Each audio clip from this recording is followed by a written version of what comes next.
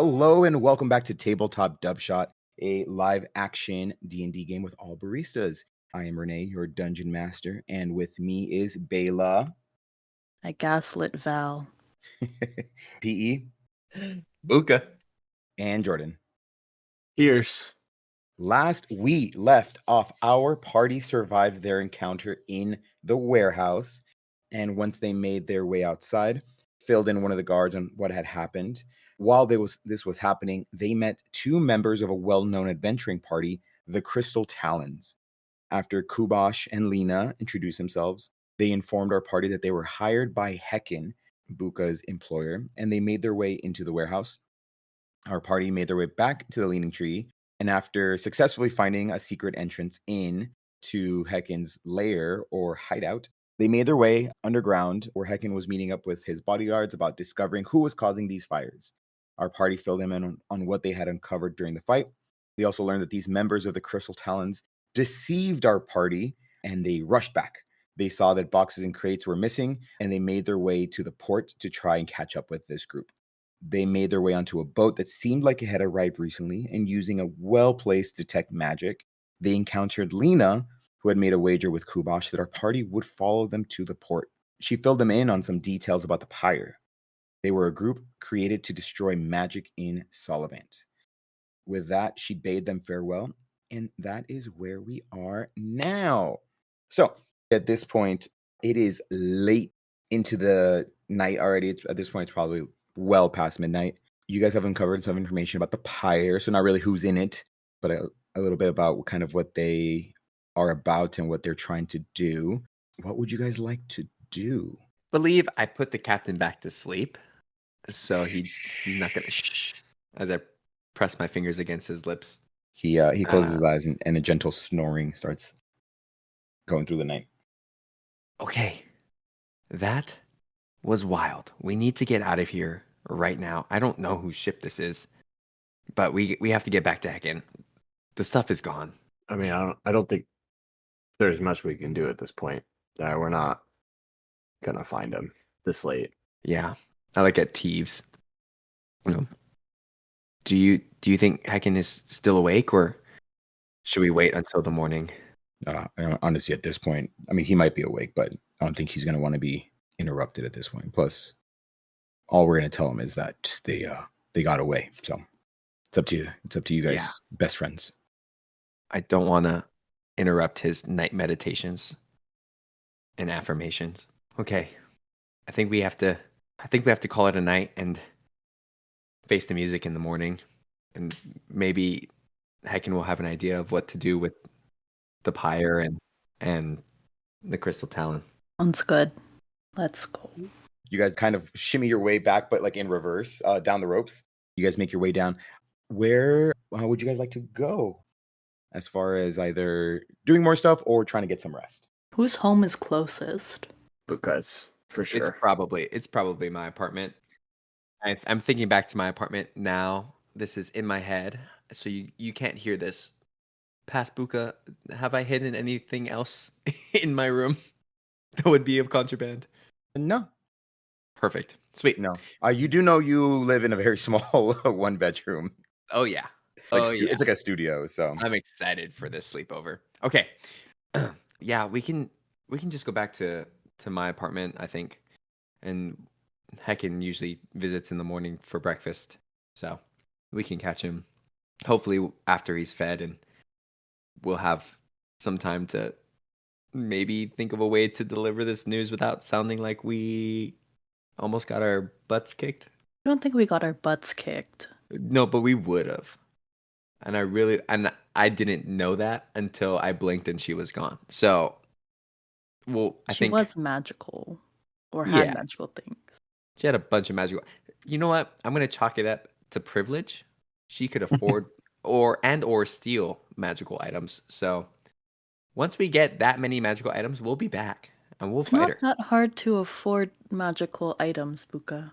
I tap my pockets and they are disturbingly empty. You hear wind come out of my pockets as I'm patting them.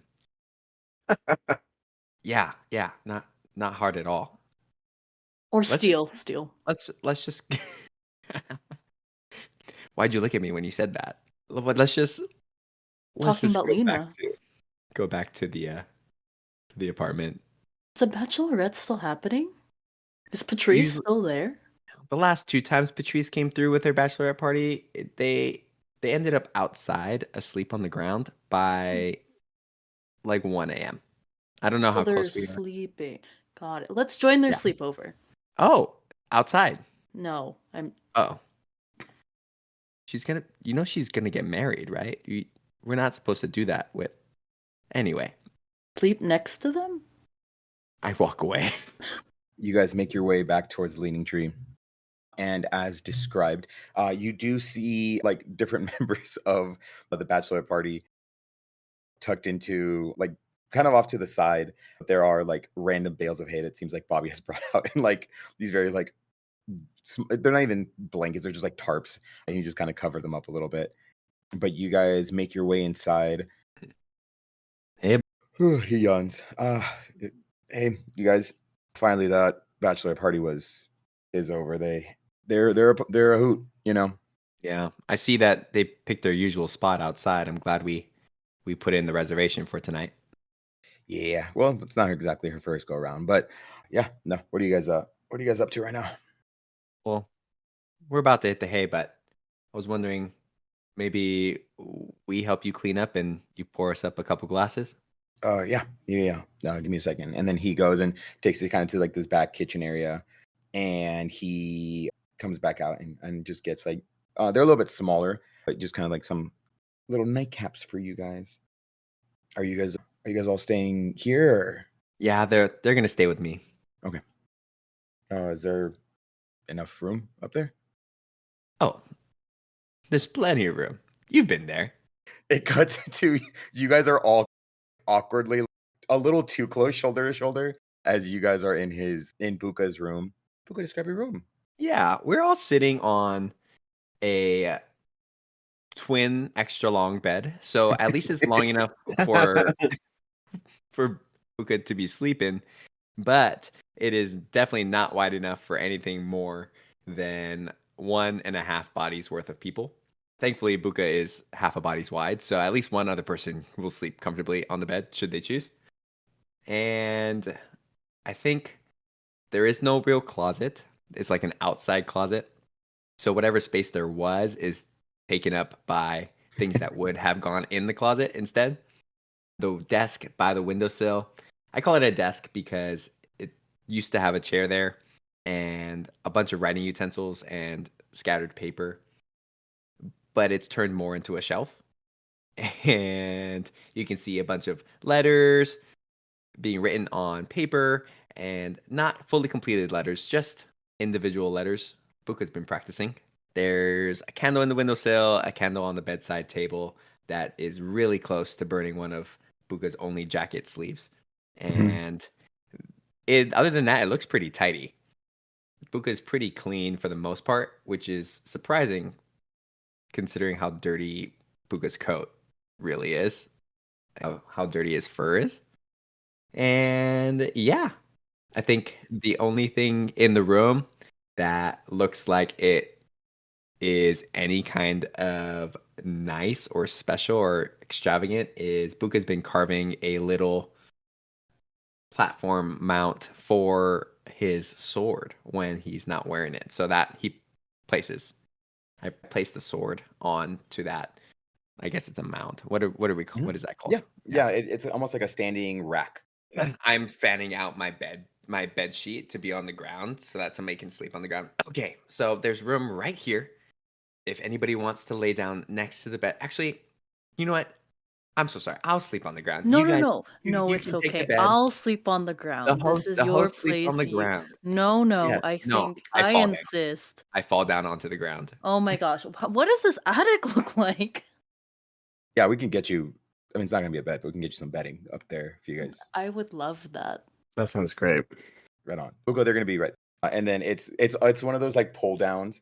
Staircases, yeah. Yeah, like an airspace. And so you guys end up climbing up, and it's just like a little dusty, but it seems like pretty well kept. It's just very like empty. It almost seems to be used like as a very minor like storeroom.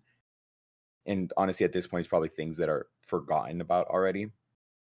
But you see that he ends up grabbing, he goes back downstairs, ends up grabbing different like table sheets and things like that, and gets enough that he provides at least somewhat of bedding that you guys aren't just on direct floor. But he's like, all right, well, I'll let you guys do your thing. For Val and for Pierce, go ahead and roll perception checks for me. A dirty 20. Dirty a 20. filthy beep of a 20. Dirty filthy 20. And then what did Pierce get? A 2. Two. Very cool. Very cool. For our podcast listeners that couldn't hear Jordan, it's a 2. Very cool. With a dirty 20, you do see that there are, like in this very like small desk, you do notice that there are not very well like written, like as far as penmanship, but you do see that there are some letters that are written for your friend group, kind of half written, not fully formed sheets. Would anyone like to do anything before we close out for the evening? I think Val would be like, Psst, Pierce, Buka wasn't lying. He wrote us letters. Well, letter on different pieces of paper. He really did get to Q. Good for him. Yeah, for Val it just says Al. Me? Pierce just says peace. So I feel like after this long day, Pierce would be pretty ready to just pass out. I think Val would try to find a bathroom and wipe all the ash and blood off of her face and clean up a little bit. You know, her like little skincare routine. The night routine. Yay. Yeah. Do you have a bathroom? There would be like at least for like the actual like leaning tree.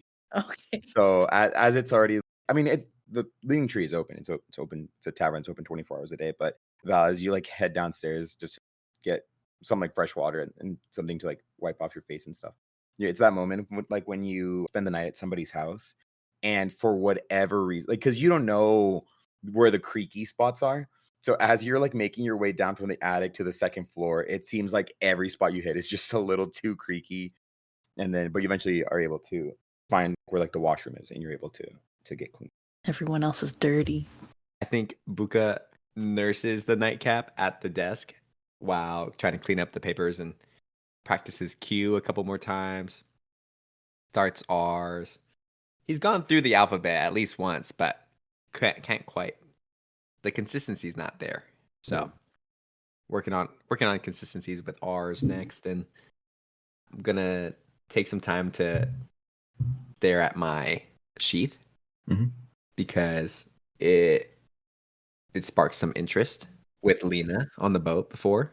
Where the setup is, you're able to get back on your bed since everyone decided to go upstairs. But I still sleep on the ground. Yeah, so the way like as you walk into your room, it's like the door, the bed, you're on the other side. Yeah. And then so you're like sleeping on the wall closest to the door. And that's kind of where the actual like rack that's holding the sword is. And I'll say that there's a spot that you can put like the scabbard as well. But as you're going to bed, go ahead and roll a religion check. Ooh, religion. I think that's the first one of the campaign. That's a 2. A 2? But yeah. I have a +1 in religion. So did you roll an at one? So I rolled a 1. Perfect. I'll say, I mean, it's a 2. No, I'll say with a 2, as you were just fighting sleep so much. You arguably have probably had like the longest day. Also, as you've been kind of hiding a lot of stuff from your friends, I think you start to like doze off. But as you go to bed, nothing immediately comes to mind. But I think your mind starts going to just I think you find yourself like as you're drifting off to sleep, just a visual of a large tree kind of becomes just a big part of it, and it doesn't really mean much. It seems like in this moment it doesn't seem very familiar, but you just kind of get this visual of it and you go off to bed. Very cool, friends. Go ahead and mark a long rest for your character sheets if you have them open. They're open. It's open. I needed that. All 3 of them are open now. Love it. Love it. Thank Let's God. go. You know what's nice? Not having hit point. Hey, listen. Now imagine that fight if you guys were level 1. So Dog. throwing that out there. I think I'd go for a more nimble character next after that encounter. I need to be able to move. You guys wake up, and at this point, the tavern itself is still pretty empty. It's pretty barren. But you guys finally like wake up and make your way downstairs. Downstairs. You do see Yadira, who is this honestly probably like 17 or 18-year-old like halfling. It just seems that she's kind of involved in a similar like lifestyle that like Buka is involved in. And it just seems like she has just the early shift where you don't really have to deal with a lot of people. So she sees you going downstairs. Honestly, probably Pierce would be Gotta the go on first his person. 7 run. I was about to ask, what would the Solivant equivalent to a mimosa be? We love mimosas. We love mimosas. You do a mimosa run? Haven't you ever done a beer K? No. No, I've done a beer K. It was a good time. As Val and Buka, you make your way downstairs. I'll say this is as Pierce is walking in through the front door, having a fresh jog and some even fresher mimosa. Yeah, and at this point, technically you guys didn't hit like a full 8. We're still counting the long rest. But at this point, it's probably about like 8:30 in the morning. Because by the time you guys went to bed, it was probably like closer to 1:30 or 2 in the morning. But we'll say you guys got a solid 6 though, like a good. That's 6, more than I get. A big 6. Yeah. So I'll say that as you guys make your way downstairs is when Pierce is walking in, and Yadira sees Buka as you're walking down. She's like, "Good morning, everybody," and then just says, "You're back from your run. How was it?" It was nice. It was nice crisp out this morning. Buka, your friend, he was up so early. I know. He was here when I was here. He was up early. I could hear him walking down the hallway. Good morning. Yeah. Good morning. Okay, you said you wanted a mimosa when you got back. Are we doing mimosas, or do you guys want coffee? I'll do a mimosa. I'll do a little mimo. Yeah, let's do it. She has like water boiling off like towards the northern end, closer to where the kitchen is. But as that water is boiling, getting ready for the coffee, she gets mimosas ready and then has little flutes for you guys. They aren't bottomless. It's not the weekend. So. Just throwing that out there. I'll have one and then switch to coffee. She gets you guys your drinks, and then at that point the water is boiling for the coffee, and then she gets Val just like a nice little steaming cup of coffee. And then kind of like in a diner, she pulls over like a small plate, and then there's like it's like a saucer, and then on it is like a small little tin that has like cream in it. And so she has that. She's like, let me know if you need anything else, but I'm gonna get cleaning up. I guess Patricia is getting married again. Yeah. You know what they They're say? still outside. 3rd time's the charm. She was gone. Other people were okay. sleeping, but I'm assuming her fiance came in and picked her up. But yeah, that was So I think we're about done. Any destruction that they cause, but let me know if you guys need anything. And then she goes and starts like sweeping on the floor. That sounds great. At this point in the morning, Hekan usually shows up probably in like a little bit, but are you guys just gonna wait for him to make his way in? I think so. I'm sitting at one of the tables with like playing with my fingers and sipping my mimosa. Okay, so we tracked her all the way to the ship, and she basically was a decoy. So she didn't have anything. The guy had everything. He wasn't there. Kubash was gone. He took all his friends and man. Ears. Buka's talking to himself again. I'm just trying to sleep on this bar. Val is like head into the bar, just head down. And Val, as your head is like down on the counter, the wood is so cold and it feels so good. I feel like Pierce has finished his mimosa and has switched to coffee, and is now just enjoying like the silence. So he didn't notice that Buka was talking to himself.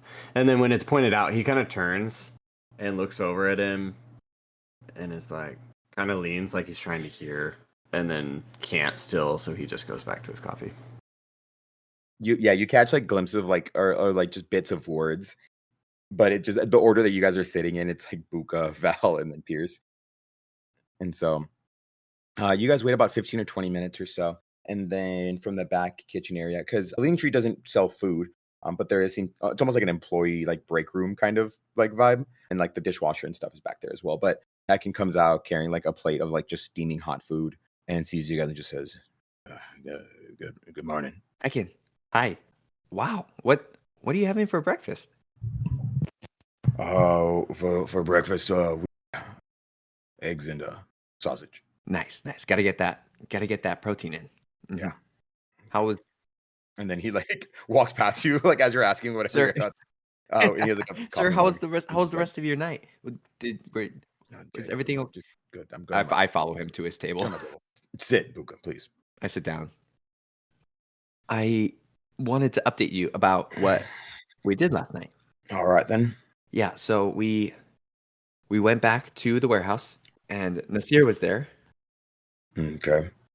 He mentioned that he knew or saw where Lina and Kubash went, so we followed the direction, and it took us to the port. And that makes sense, right? Like they go to the port, they load up the ships, they get ready to go. Maybe they dip out in the middle of the night, and maybe that's what we do. So we followed it. We found a boat that was kind of funky, and we got on the boat. My stuff. So I'll get there in just one moment. We found the boat, and Lina was there. The girl was there. Lina had my stuff. So what had happened was we followed the trail to where we were supposed to go, and then Lina was on the boat, and she mentioned that she had placed this bet with Kubash about where we would go and how we would get there, and that he owes her money now, and because she took us to the wrong spot, and Kubash made like as this you're saying this, Hekan literally just grabs like a biscuit and just like puts it in your mouth. Oh. So before you say anything, chew your food. Yes. You did not find my merchandise. I looked down at the table. No, we didn't find it. But they do have it. That's what she was saying. Yes. Wonderful. Then we have a lead. Oh, we have a lead, and you see Buka's ears kind of pop up because now all of a sudden we have a positive outlook on the situation. Listen, because Hekan doesn't seem extremely angry. He starts sipping on his coffee and then he puts it down and he just like, listen, Buka, first of all, it's very early in the morning, but this is the same information that we had 7 to 8 hours ago. So it's not like a lot changed. But now at least we have confirmation that they knew about the warehouse and also that they had people ready to take it. Because you said that they took it, but you guys were only gone for an hour at most, maybe? Yeah. So that means they had people to... Oh, yeah. They had people. Nasir said they had about 20 people ready to go. Okay. Well, listen, you can't exactly hide, even in the middle of the night. Not in the South City. You can't hide 20 people carrying around boxes and crates. So it's a lead. Ooh. I'm gonna eat my breakfast. Yeah. Perfect. You're great. Okay, I stand up to leave the table. Oh, one more thing. So, do you know anything about a radical group out there trying to eradicate magic by any chance? What? You know what? Enjoy your breakfast. That sausage looks great, and I wink at him and I walk away. Awesome. And he goes back to eating his meal. Groggily, he's like in his little corner area, keeping to himself. But I sit back down at the bar, let out a long breath, and I chug the rest of my mimosa. Right on. You guys see Buka makes his way back to you guys. Like Pierce looks like over at him because he sees they come back, and Val is still just like face down in the bar, not really sure if she's awake or not. He's not. Pierce leans forward and looks over at Buka and goes, "How'd it go?" Buka seems much chippier, or much more chipper than before. I think it went good. We told him almost no new information, and he was not angry. So I think that's a win. It's not a loss. So it's a tie. yeah, we could Yeah. call it that. Yadira, can I get another mimosa? We're celebrating a tie. To ties. To ties. And she brings out, she would like prepares it and then brings out the mimosa. As you guys are starting to wake up and as the coffee is starting to kick in a little bit, very, very small amounts, but randomly you'll have a one or two groups of people that just seem to be coming in. Because it is, I mean, as much as it is a tavern, it also seems kind of like, I guess, like it is like the drinking hole, but people do come in, get their coffee and do get like their little morning, little pick me up. And so as that is happening, again, it's not full, but you do start to see more people in the tavern. So I slap Val on the back. Hey. What to do now? Are we done for the day? Are we can just go about our business, or Why did you do that? good morning. Good morning. I'm so happy to be your friend again. Uka cries.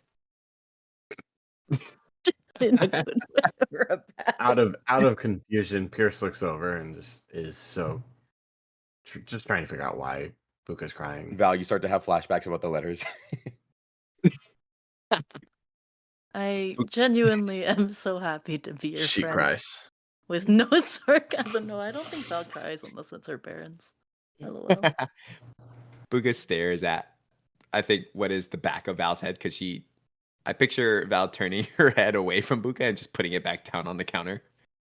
I'm staring at the back of Val's head, and you know that scene in Puss in Boots where his eyes get really big and watery? Yes. Yeah.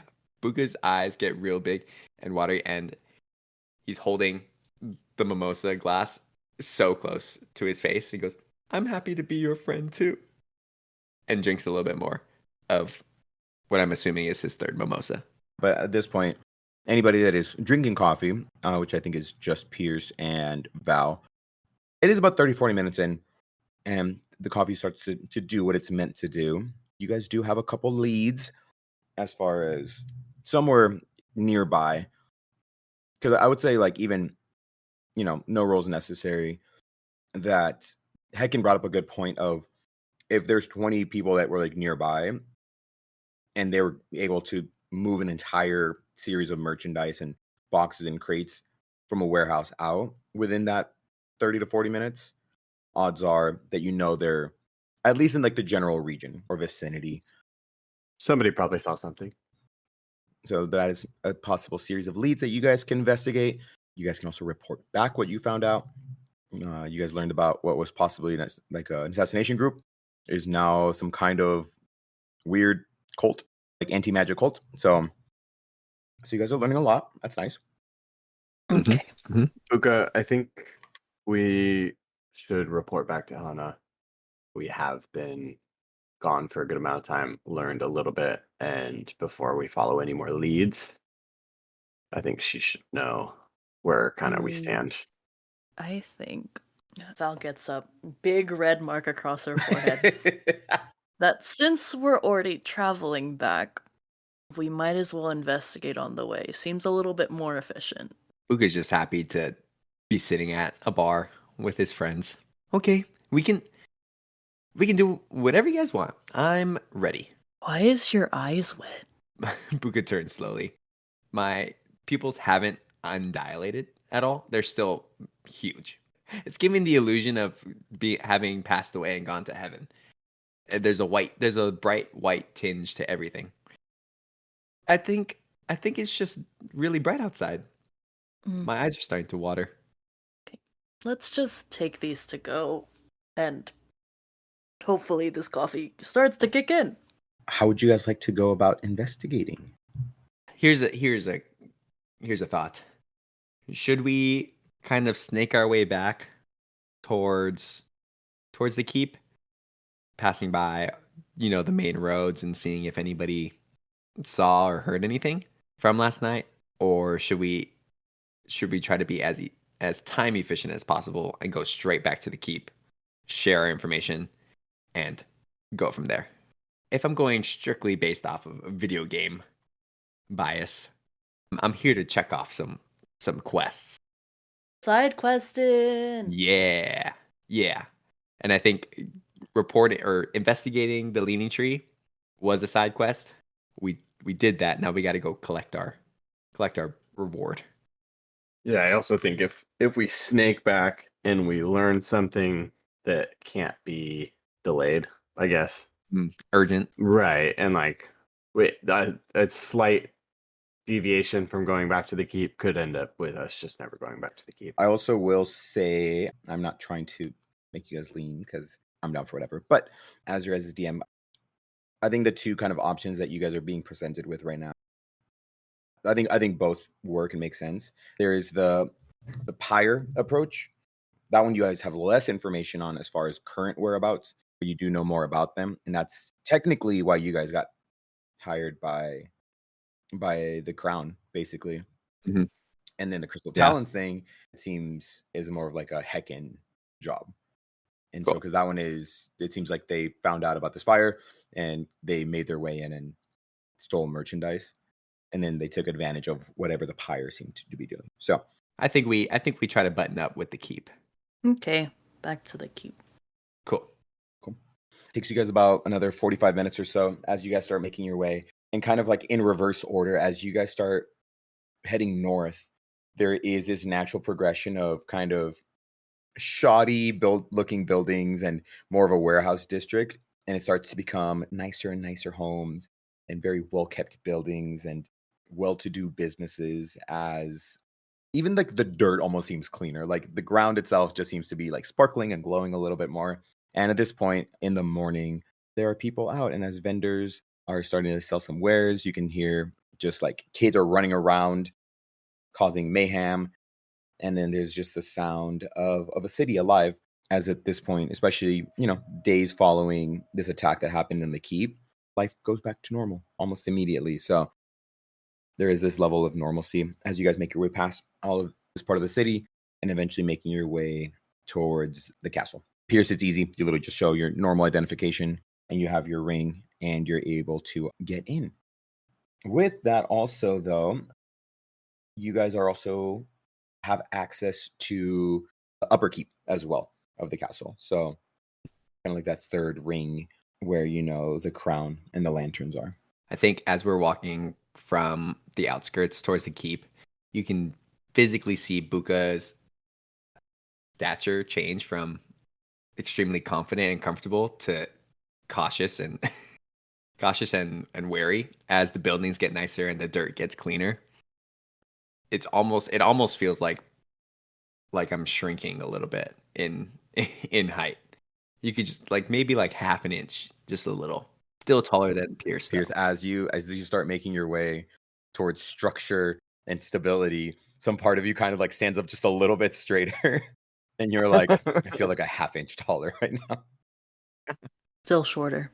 Now we're the same height. We're the same height. Assuming you guys would make your way to the crown room? Yes. Very cool. You guys make your way to the third ring of the keep, and there's still guards and security, and you guys do notice still a very, very heavy guard presence.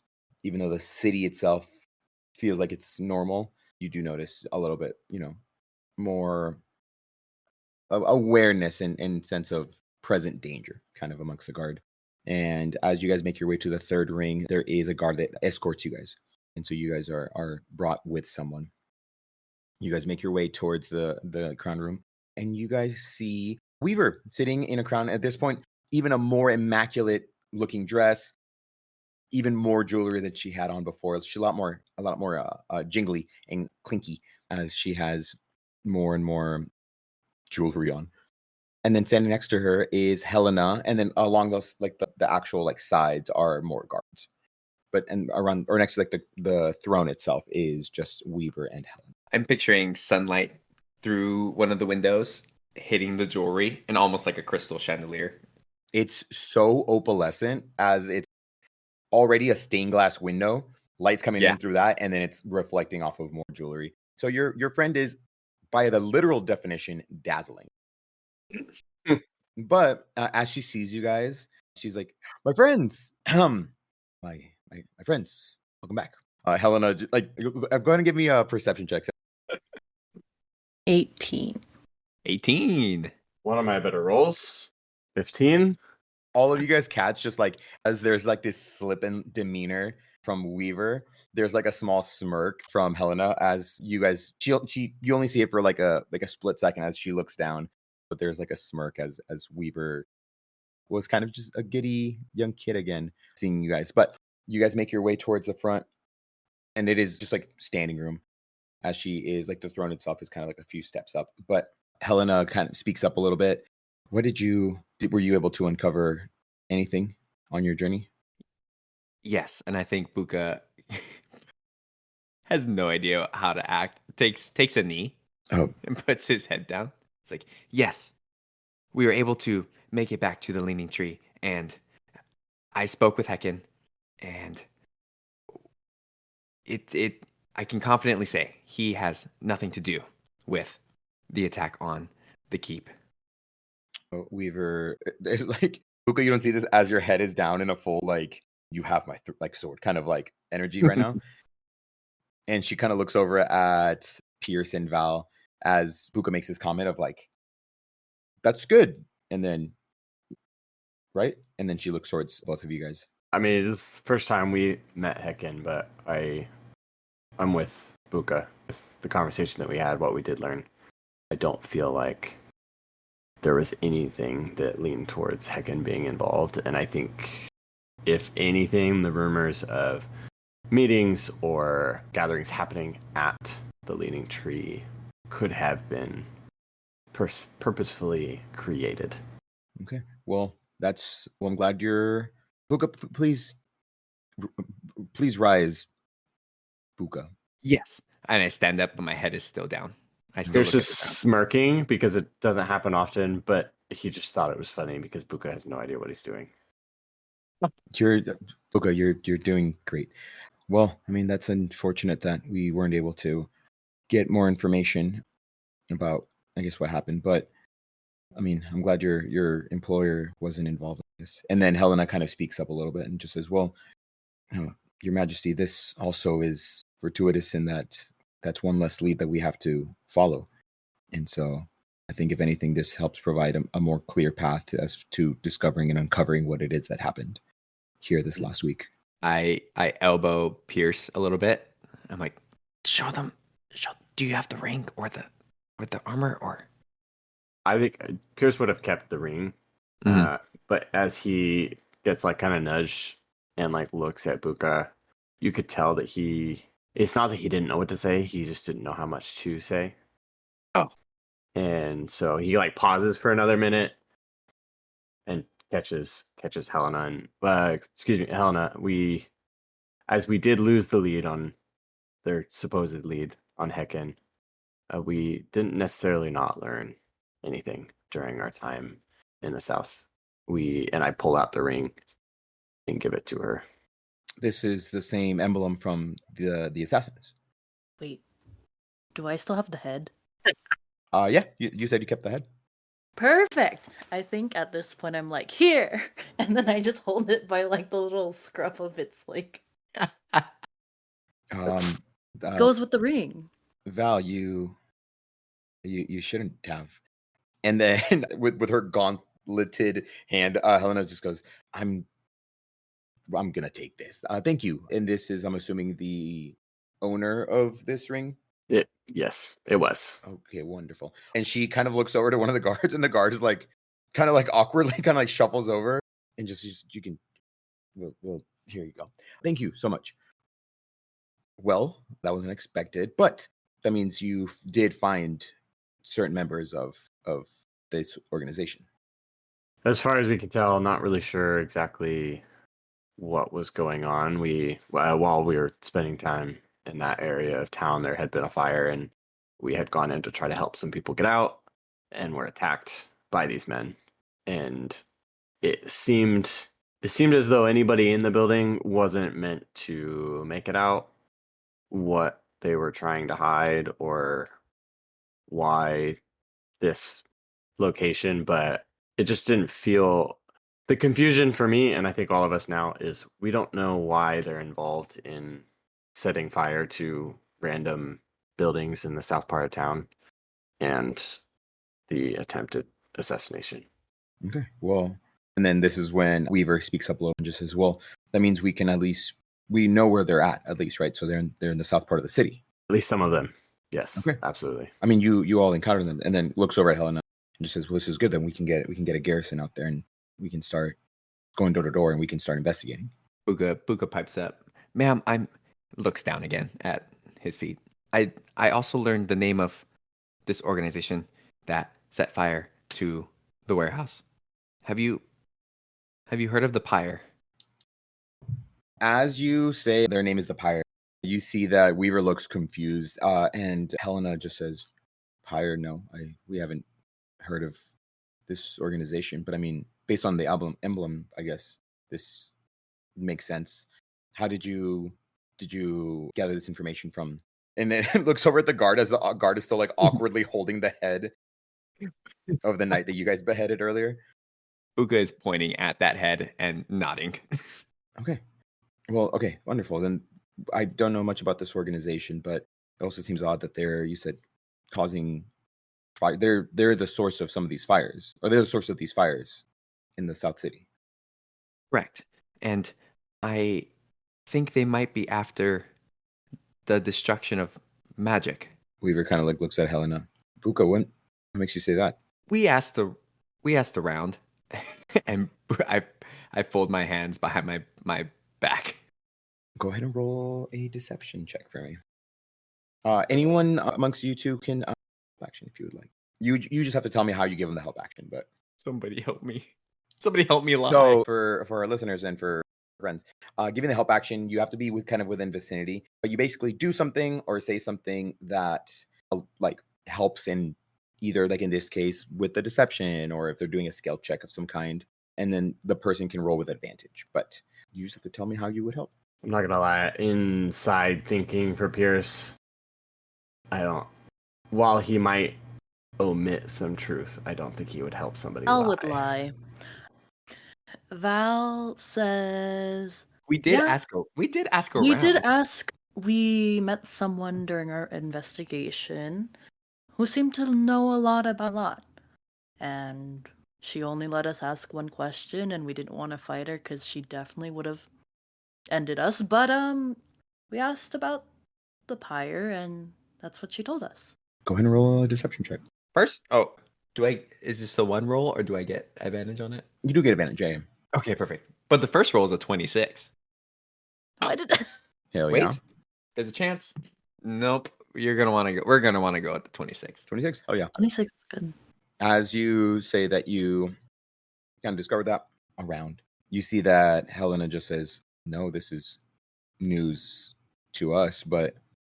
And then Weaver speaks up a little bit and just says, "Wait, what do you mean that end magic? You can't end magic." That's what I was thinking, and at first I also kind of found it hilarious. But if anything is to come of this, I think they were trying to destroy magic items. As Helena speaks up, is this what was in this warehouse? Based off of the investigation and the guards that were sent, I think magic items were in this warehouse. Okay. Helena kind of points over to another guard and just says, "Do you remember who would be leading these investigations in the Southern City?" And then the guard that comes up, he's you guys, it's very quiet, but he's like, "I believe it would be Nasir, at least last night." Okay. Send word. We'll gather whatever information we can from his side of the investigation as well. And the guard leaves the room. Weaver then looks over and just says, That's wild that you guys discovered all that. I mean, this is amazing. So, I mean, we uncovered a lot. I mean, we haven't found them yet, but this is good. It's a good thing. Yeah, we did kill the only two people that work for the Pyre that we encountered, though. So, yeah, how did that happen? Buka points at Pierce. Well, while in the fire, Help. trying to get somebody that had been, we believe, like working like as a You guys guard were or just you were in the fire? we had gone. Yes, man, we went into the building because we knew that there were still people like alive inside, and while trying to get out, that's when we ran into these two men. And in that environment, that situation, there wasn't really room to take our time. Wait, you forgot the fun part of when Buka almost cut off that guy's Atia's foot. foot had to go. I don't know what else I could say about it. Okay. If we didn't Wait. cut off his foot, he would have died. Wait, what do you mean? And then at this point, Helena kind of speaks up a little and just says, Your Majesty, maybe as far as the specifics, maybe it would be better if we looks over and kind of gives you guys like a glance. Maybe better if we didn't know all the details of the specifics of what you did. I mean, you have the evidence of that head. Looks over. I will just leave it at that. Can I clarify? I didn't end up cutting off his foot. And that's it. That's all. That's all you need to know. He's okay. You see Weaver's like, let's have like a breath. She's been holding. Oh God, being a queen is hard. Okay. So we know that this group, the Pyre, is looking to end magic. Good luck to them, I guess. But it just seems that they have enough, at least firepower to perform an assassination attempt. So I mean, it's still nothing that they shouldn't be taken seriously, but they just seem kind of fanatical, I guess, to be doing that much. But Yes, ma'am. They seem like a lot. Also overconfident. what do you mean overconfident? The encounter that we had, the two men didn't seem to think that they had any worry in the world in the situation they were in, even though they were outnumbered. So on top of the fact that they did attempt an assassination, and that also didn't go their way. This is good. They seem overconfident. This will be their undoing. Wonderful. My friends, I'm glad you all made it safe. Can't believe you guys ran into a burning building. That's crazy. But I'm so happy that you all made it out safe and no one was hurt. Well, looks back over at the head. Well, none of you guys were hurt. Yeah. Which I think is the most important thing. This is good. I feel like we're finally uncovering some truth as to who is doing all this. But I think also until we figure out who's leading this group or this organization, that we won't really have a way of dismantling it. Yeah, I think maybe you just keep an extra eye on your magical items. I don't know. You could set a trap and order them all to be taken to one place, and then let that information leak out. That's just one idea. If I wanted to catch a rat, I'd leave out cheese. Looks over. Helena's like, that's a very good suggestion, actually. We might be able to let some information slip that maybe we have a store of items being transported towards the keep, and then looks over at Val. Valentina, how are your mom and dad doing?